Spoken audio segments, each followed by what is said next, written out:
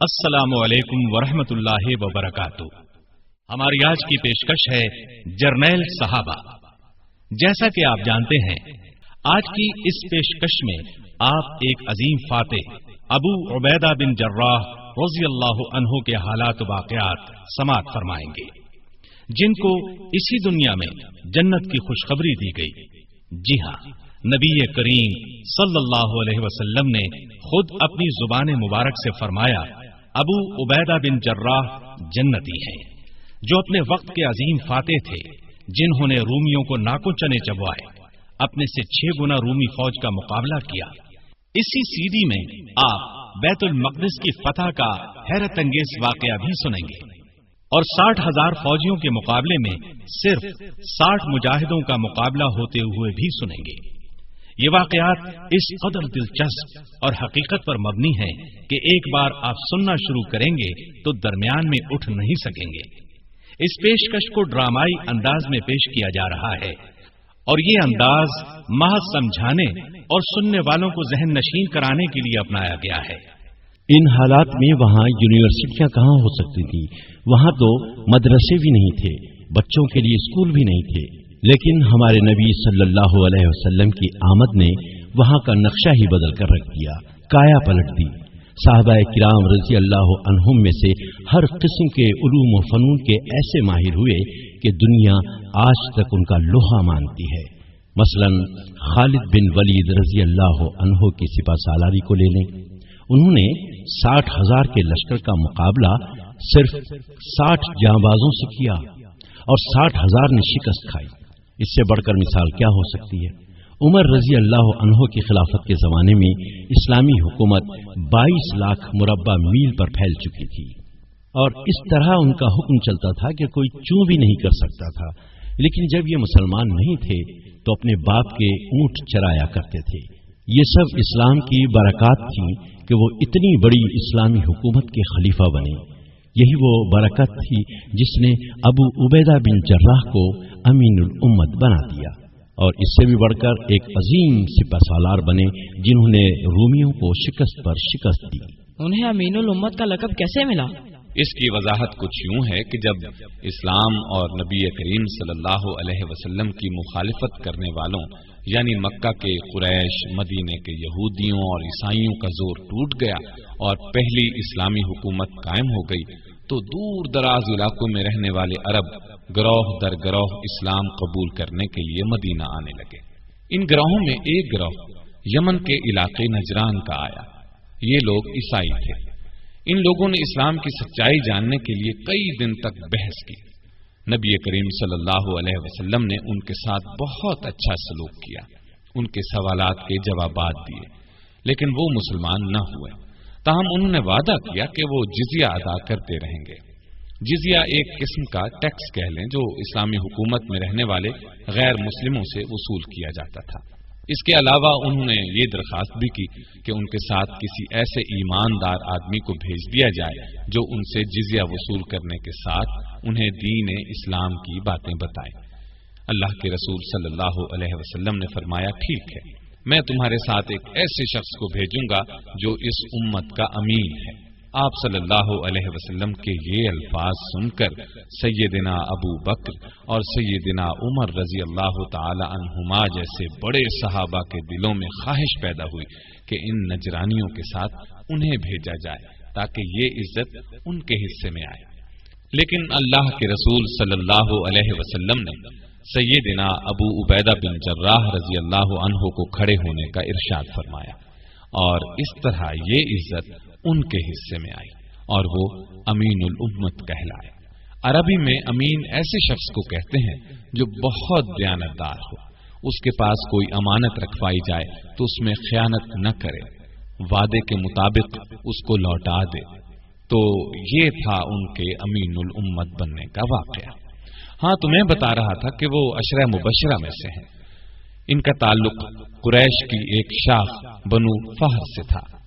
وہ رسول اللہ صلی اللہ علیہ وسلم کے مدینے کی طرف ہجرت فرمانے سے 20 برس پہلے اور ایک روایت کے مطابق 40 برس پہلے مکہ میں پیدا ہوئے۔ ان کا اصل نام عامر تھا۔ ابو عبیدہ ان کی कुनियत थी। औलाद की निस्बत से जो नाम मशहूर हो जाता है उसको कुनियत कहते हैं। उनके वालिद का नाम अब्दुल्लाह और दादा का नाम अल जर्राह था, इसलिए उनका नाम ये बनता है अबू उबैदा बिन अब्दुल्लाह बिन जर्राह। लेकिन वो मशहूर अबू उबैदा बिन जर्राह के नाम से हुए। उनका सिलसिला निस्बत ऊपर जाकर रसूलुल्लाह सल्लल्लाहु अलैहि वसल्लम से जा मिलता है। उनकी एक शान ये है कि ये सबसे पहले ईमान लाने वालों में शामिल हैं। सबसे पहले ईमान लाने वालों को साबिकून अल अव्वलून कहते हैं। उस वक्त मुसलमान होने वालों को सख्त तकालीफ दी जाती थी। कहा जाता है कि उन्होंने सैयदना अबू बकर रजी अल्लाह अन्हु के कहने पर इस्लाम कबूल किया था।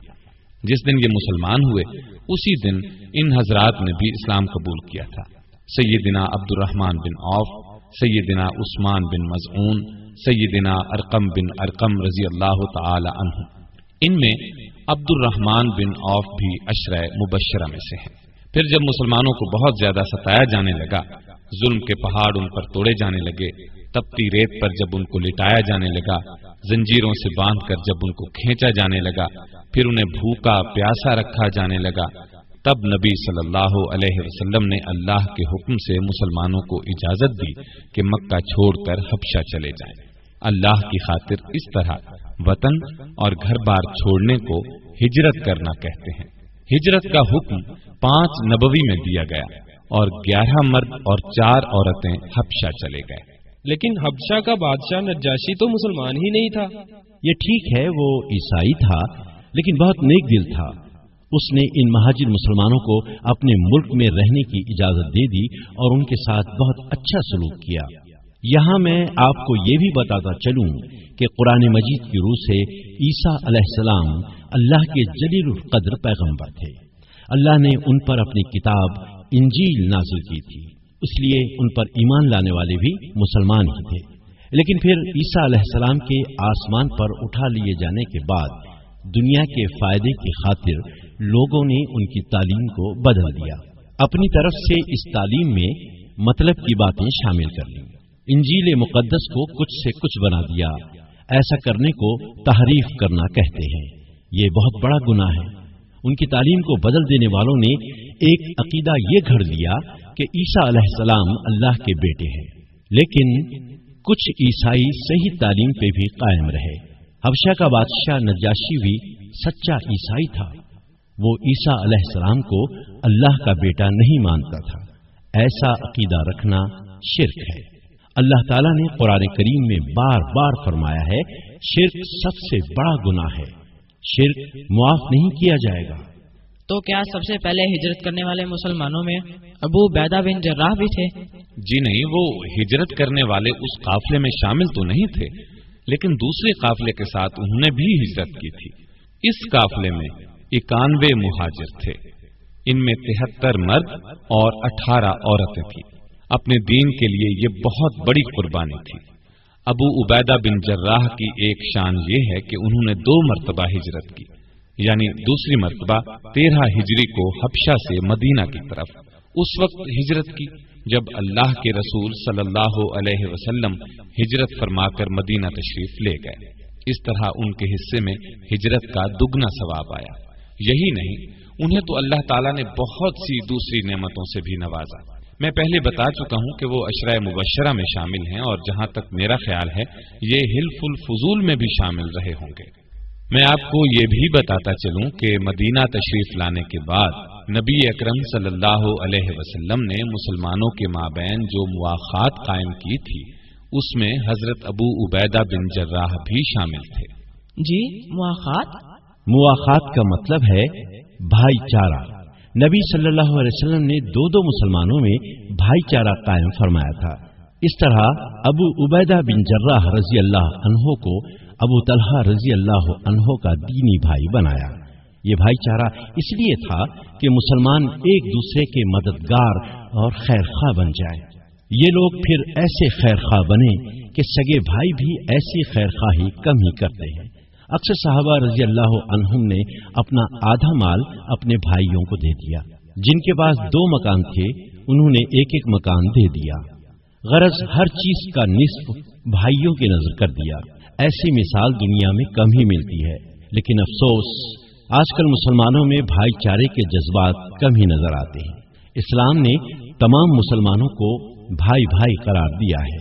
अल्लाह ताला कुरान मजीद में इरशाद फरमाता है, वअक़सितू इन्नल्लाह युहिब्बुल मुक़सितीन इन्नमल मुअमिनूना इख़्वतुन फ़अस्लिहू बैन अख़वैकुम वत्तक़ुल्लाह लअल्लकुम तुरहमून।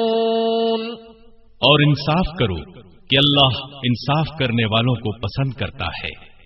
मोमिन तो एक दूसरे के भाई हैं, लिहाजा अपने भाइयों के दरमियान ताल्लुकात को दुरुस्त करो और अल्लाह से डरो।